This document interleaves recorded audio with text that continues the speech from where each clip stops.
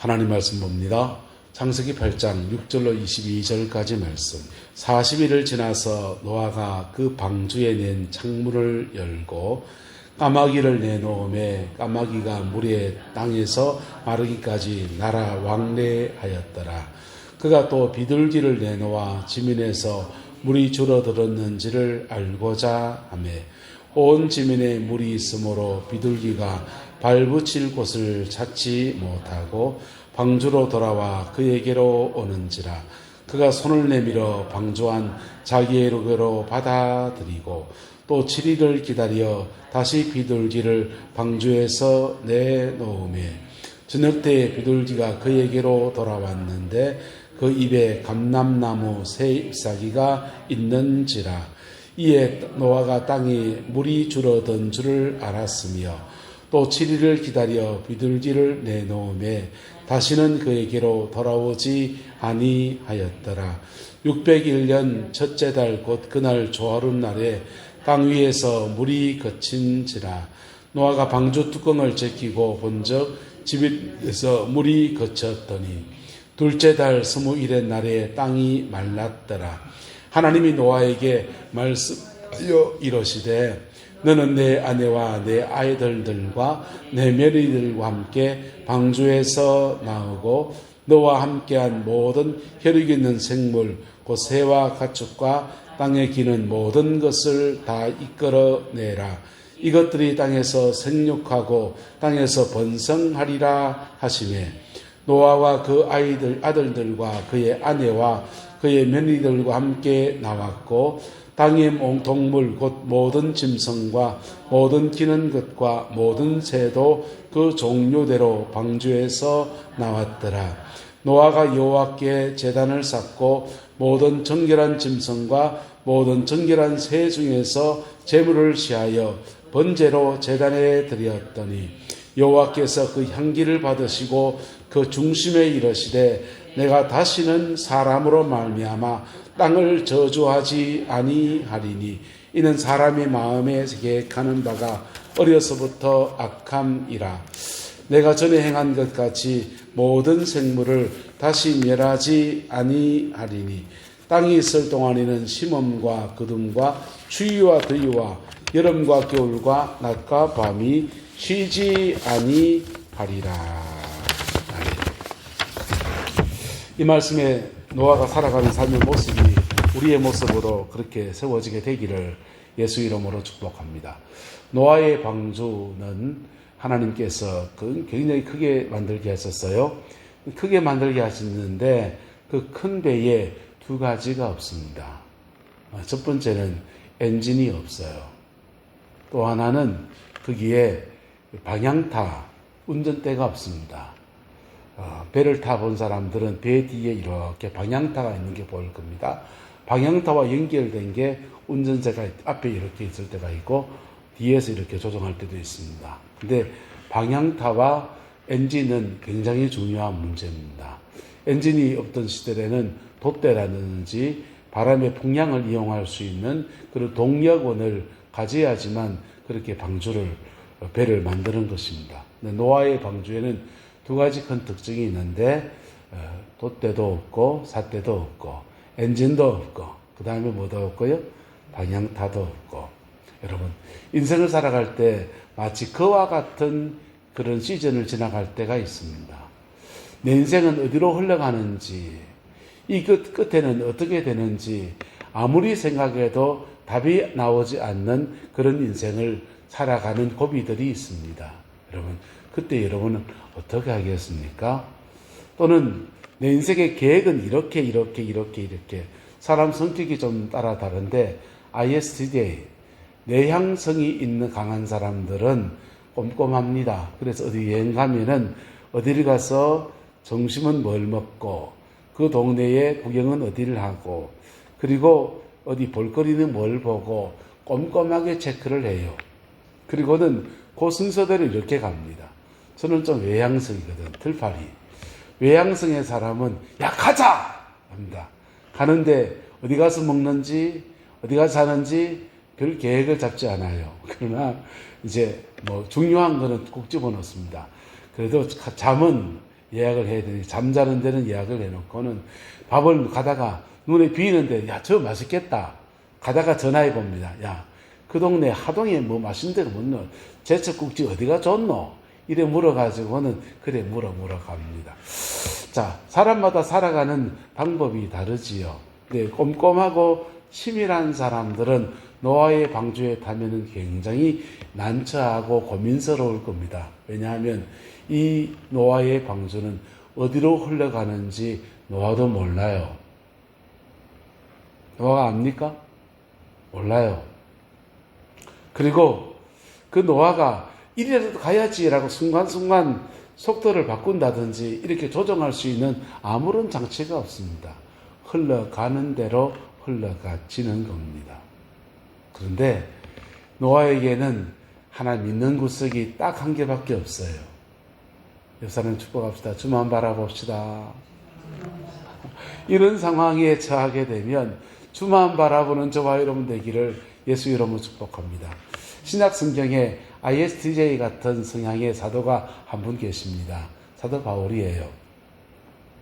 사도 바울은 치밀하고 꼼꼼한 사람입니다. 그분이 쓴 글들을 보세요.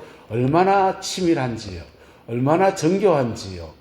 그리고 선교 여행을 할 때 딱딱딱딱 계획을 잡고 이렇게 흘러갑니다. 그런데 그가 그런 여행을 하면서 수많은 고비들을 지나가는데 그 고비들 중에서는 재정이 바닥나는 데도 경험하고 재정이 넘치는 데도 경험하기도 하고 자기 계획대로 풀어지지 않는 수많은 사건들을 경험하는데 그때마다 누구만 바라볼 때? 주님만 바라볼 때. 할렐루야? 누구만 바라볼 때? 주님만 바라볼 때 그분이 끌어가시는 은혜 아래에서 선교의 사역을 점점 더 감당해 나가는 겁니다. 그게 그의 자산이 되었습니다. 그리고는 그의 인생에 중요한 시험이 하나 왔습니다. 예루살렘에 올라가서 3차 전도여행을 끝내고 2차 전도여행을 끝내고 예루살렘에 가서 그 예루살렘의 가난해진 성도들을 구제금을 돕고 섬기고 다음 선교여행을 떠나야지 라고 마음먹고 예루살렘에 올라갔는데 그만 잡혀버린 겁니다. 잡혀가지고는 철사줄에 두 손 꽁꽁 묶인 채로 졸지에 그냥 끌려가서 감옥에 갇힌 신세가 되었습니다. 목숨이 경각에 달린 위기들을 지나가는데 그 위기 속에서 지도자인 총독이 바뀌어요. 총독이 바뀌는데 이 총독이 바뀐 총독이 새로운 지역에 와서 여러분 보세요. 우리는 입법, 사법, 행정이 구분되어 있지 않습니까? 대통령 중심제라서 대통령이 죄송하지만 입법, 사법, 행정의 깡패 노릇을 해도 뭐 그런 나라죠. 그런데 그 당시 고대 로마 같은 경우에는 로마의 법이 있습니다. 하지만 입법, 사법, 행정이 한 사람에게 집중되어 있어요.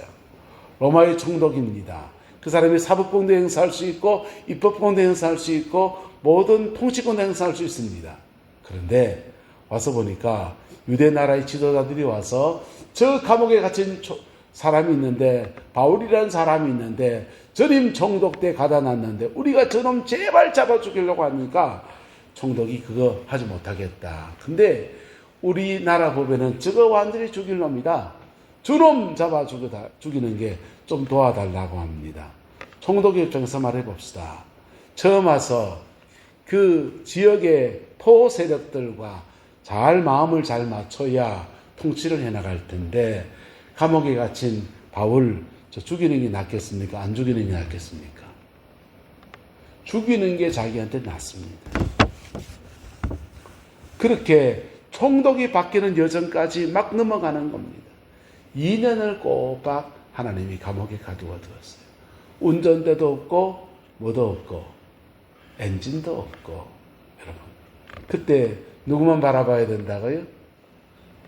주님만 바라보는 은혜가 있게 되기를 예수 이름으로 축복합니다.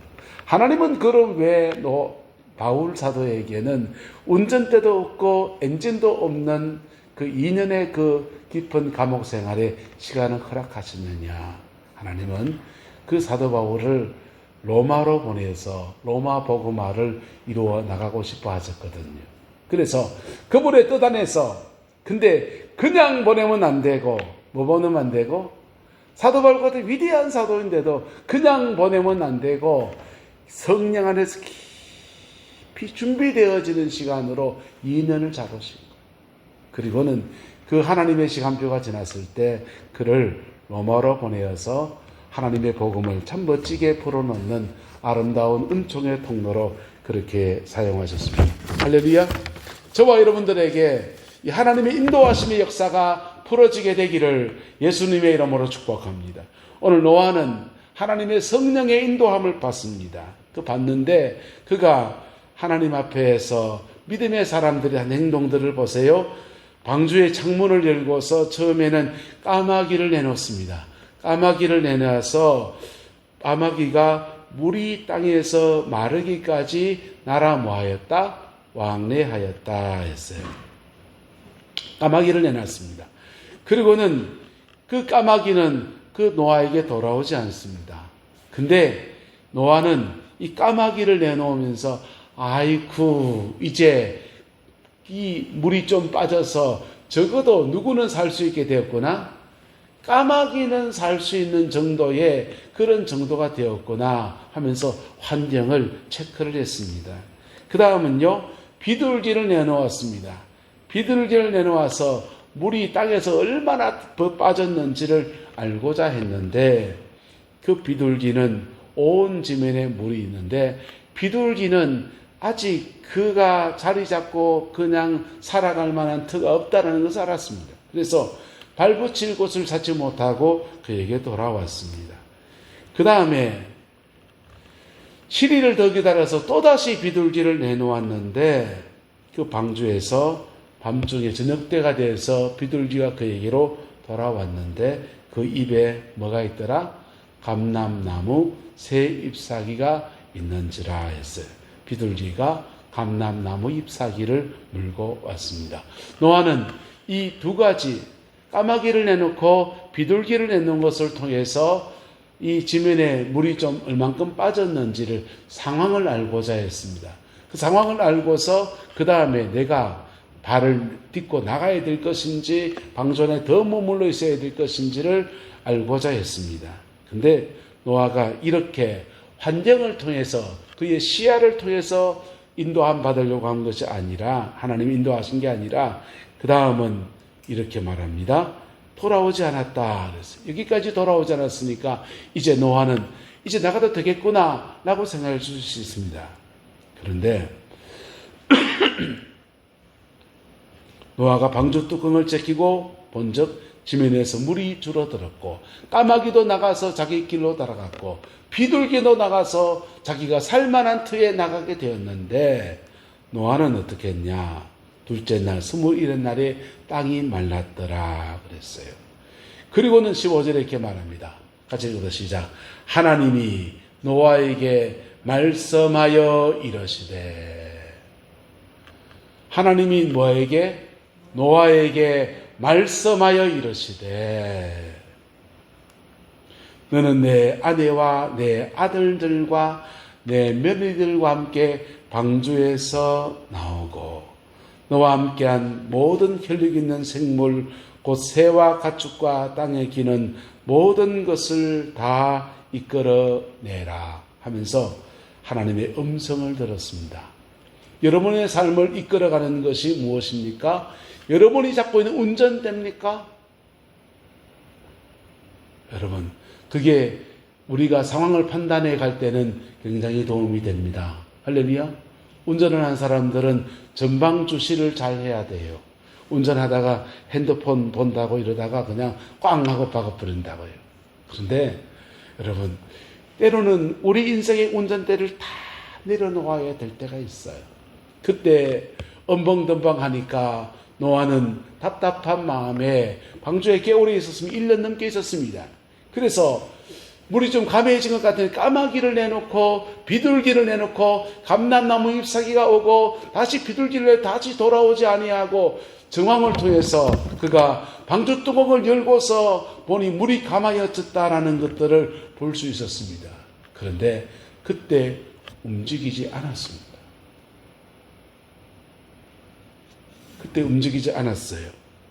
그리고는 15절에 하나님이 노아에게 말씀하여 이러시되 말씀하여 이러시되 너는 내 아내와 내 아들들과 내 며느리들과 함께 방주에서 나오라.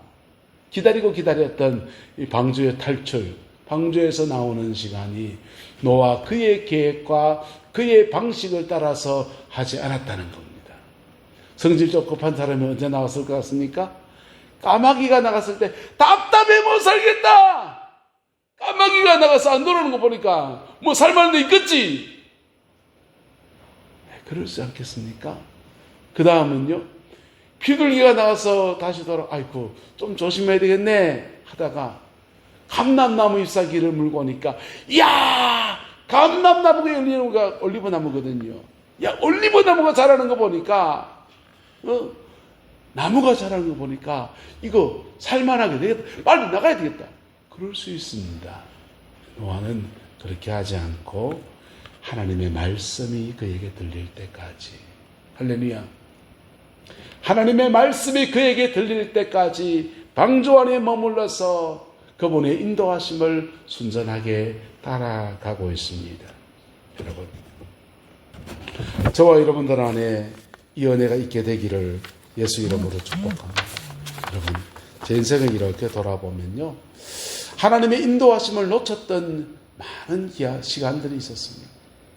하나님의 인도하심을 놓쳤던 많은 시간들도 있고요, 하나님의 인도하심보다 먼저 움직였던 수많은 시간들도 있습니다. 그때마다 저는 제 인생의 손해를 봤습니다. 제 인생의 손해를 봤습니다. 여러분은 주님의 인도하심을 어떻게 봤습니까? 어떻게 봤습니까? 고비고비 헤쳐가는 고비마다 하나님의 인도하심을 어떻게 봤습니까? 하나님의 음성이 그냥 하늘에서 그냥 탱자, 죄송합니다, 경상도 뭐 탱자 너부러져 있는데 어느 날 툭 떨어집니까? 그렇지 않아요. 따라서 하나님의 음성은 임재 안에 들어갈 때 옵니다. 주님의 임재 안에 들어갈 때 옵니다.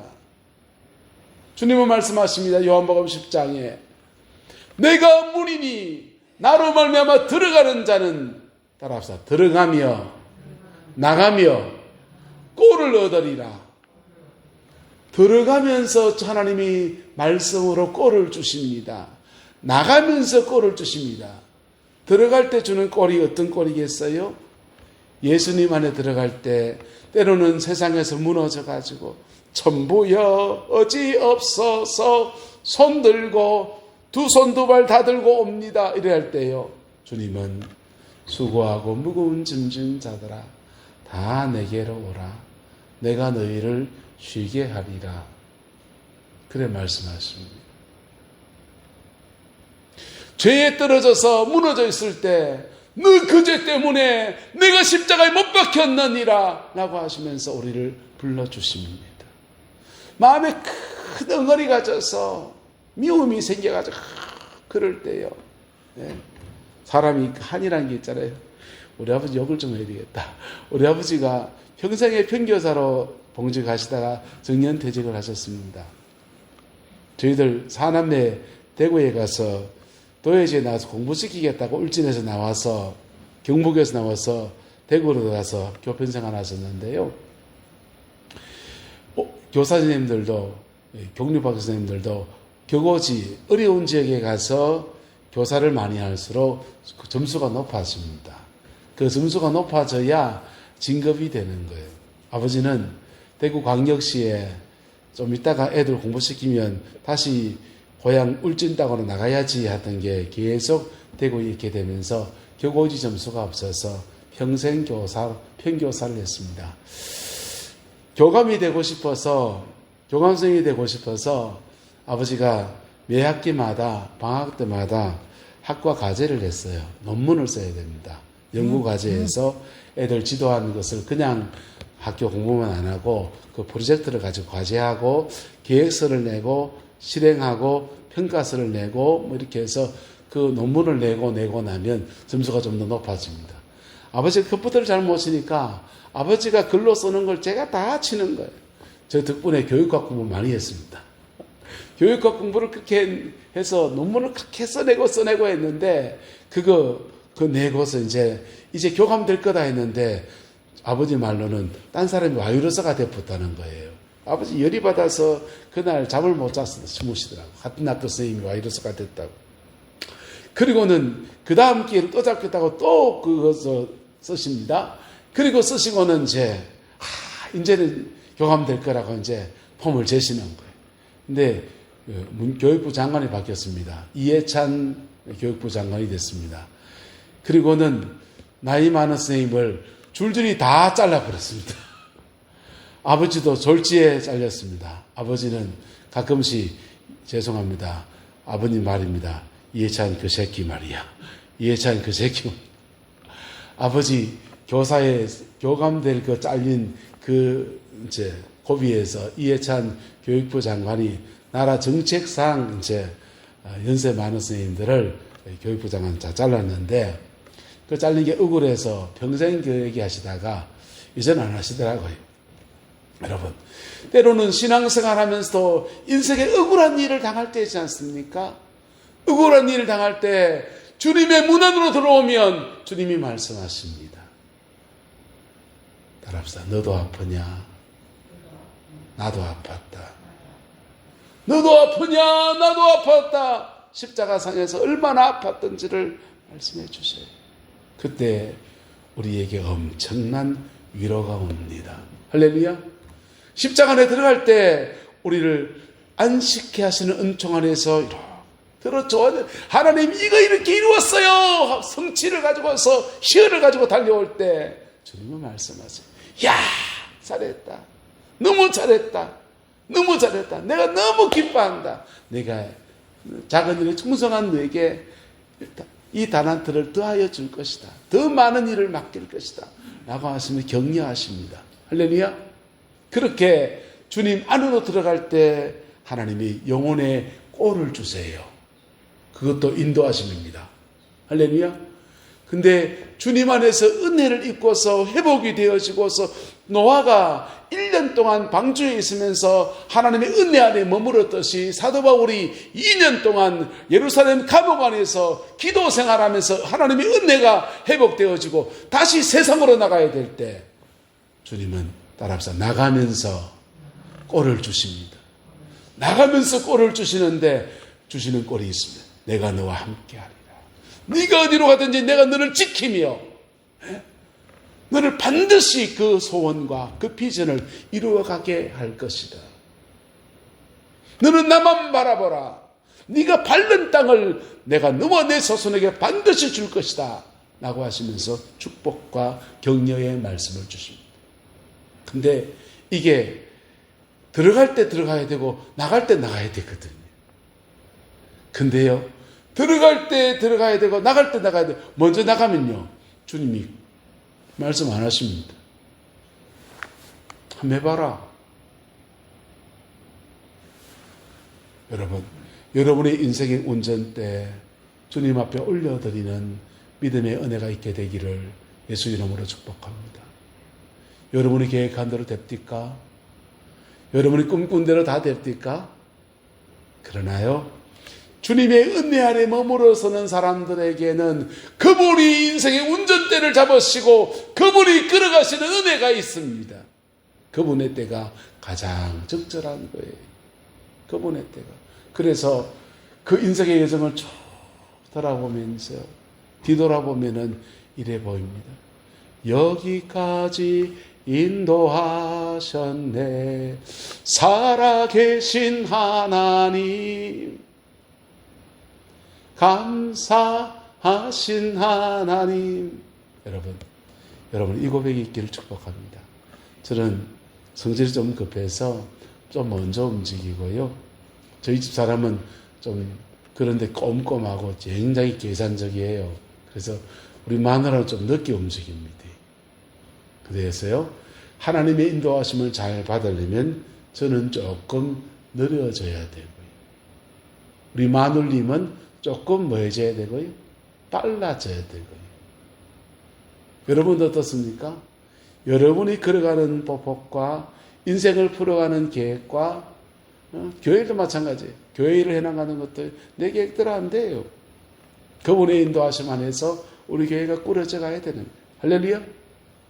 그래서 내가 너무 빨리 움직이는 것과 내가 너무 느린 것 또는 그런 속에서 인간은 죄성을 가지고 있어서 그 죄 가운데서 원망하고 불평하고 그냥 엄난에 빠지고 넘어지고 쓰러지고 인간사 수많은 일들이 있는데 주님은 그 모든 것 다 하시고도 우리 이끌어 가시는 분이십니다. 그분의 인도하심이 저와 여러분들에게 순리로 풀어지게 되기를 예수님의 이름으로 축복합니다. 그러면 그분의 인도하심은 정확해요. 정확해요. 다 고비고비. 인도하심을 놓칠 때 어떻게 하면 되는지 압니까?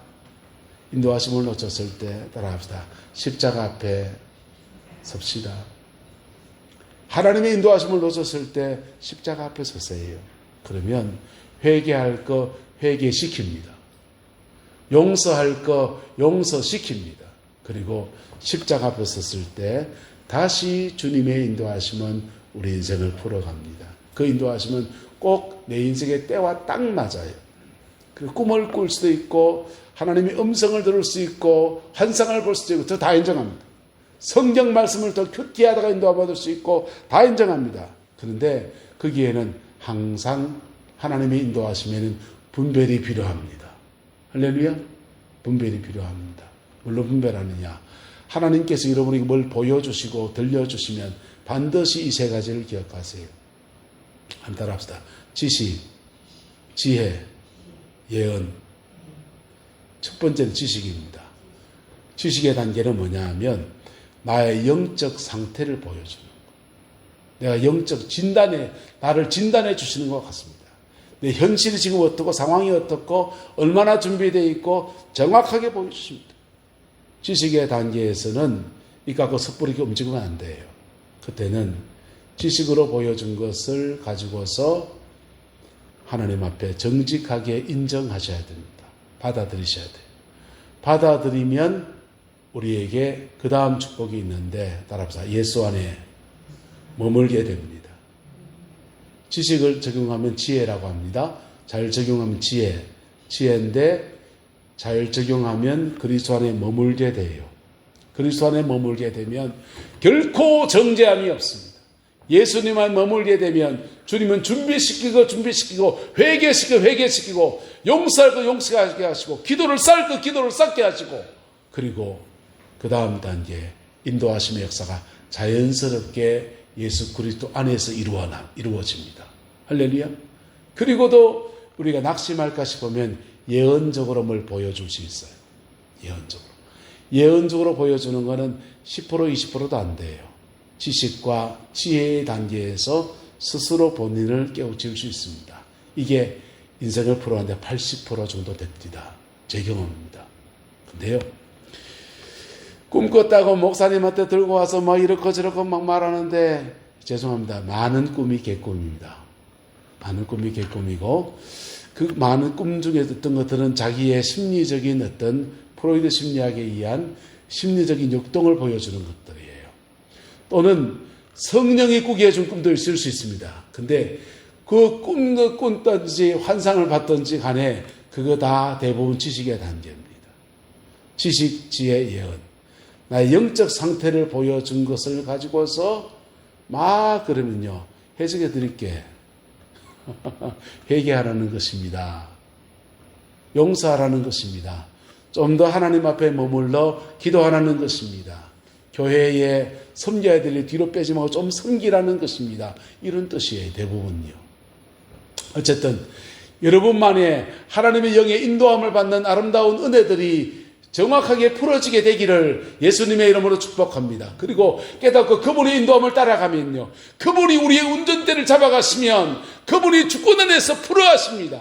그분의 인도하시면 우리가 모르는 세계에 다 예비해 나가시면서 열어가시는 은혜들입니다. 노아는 결국은 하나님의 말씀에 인도함을 받았고 그리고는 방주에 나와서는 제물을 드려 번제를 드리면서 예배하면서 하나님의 임재 안에 머무르는 것들로 오늘 본문은 이야기를 맺습니다. 주님은 말씀하셨습니다. 그리고는 언약의 말씀을 주셔서 다시 생물을 멸하지 않겠다고 하시고 그리고 이 땅에서 다시 앞에 말씀을 이 땅을 살아갈 수 있는 모든 은혜들을 그들에게 허락하여 주셨어요. 9장에 보면은 다시 생육하고 번성하라라는 축복의 말씀으로 이어지고 있습니다. 저와 여러분들 가운데서 노아의 하나님이 바로 저와 여러분들의 하나님이십니다. 하나님의 인도하심이, 하나님의 함께하심의 역사가 우리 내남제일교회 가운데 여러분의 가정 안에, 여러분의 자녀 손들 안에 풍성하게 되기를 주의 이름으로 축복합니다. 기도하겠습니다. 좋으신 아버지 하나님, 믿음의 사람 노아가 어떻게 살았는지, 어떻게 주의 인도함 받았는지 말씀을 통해 나누었습니다. 주님, 우리의 남은 인생 살아가는 중에 하나님의 영의 인도함 받는 저희들 되게 하옵시고, 남은 인생에 꼭 열매 맺는 생이 되게 하나님 역사해 주옵소서. 우리 자녀 손들 안에 이 아름다운 열매가 전성되어지게 하옵시고, 믿음의 놀라운 축복의 역사가 풀어지게 인도하여 주옵소서. 여호와께서 한없는 은혜와 사랑으로 함께해 주시기 원합니다. 예수님의 이름으로 축복하며 기도드리옵나이다. 아멘.